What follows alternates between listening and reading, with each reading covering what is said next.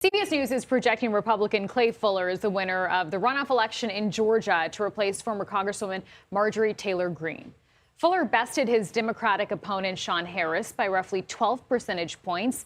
Many have noted, though, that Fuller's margin of victory is far smaller than some previous races in recent years. CBS News correspondent Skyler Henry joins us now from Rome, Georgia.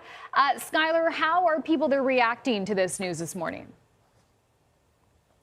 That's a good observation there, Chanel. I think that that's something that we have been paying attention to as well, especially considering the fact that the former Congresswoman beat out the Democrat, the same one who is in this race, Sean Harris, by more than 20 points back in 2024. Whether that is relating to just general midterm turnout overall, I think that's something that should be considered. If it's something relating to whether Democrats are building momentum in Northwest Georgia, I think that is certainly what the Democrat Harris is hoping for, considering that he received an endorsement from the former Transportation Secretary Pete Buttigieg, as well as the celebrity Samuel L. Jackson, who has relatives in Northwest Georgia.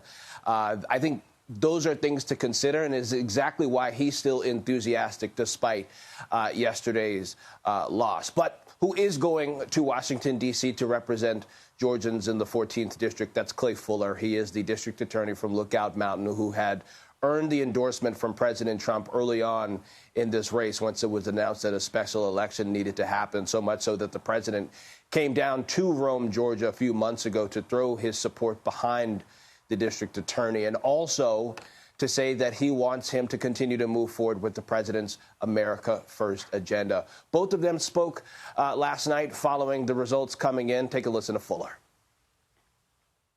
So much of what the story has been when this race started, and so much of what you're going to hear from the fake news media, is that President Trump doesn't mean anything to Georgia 14 anymore.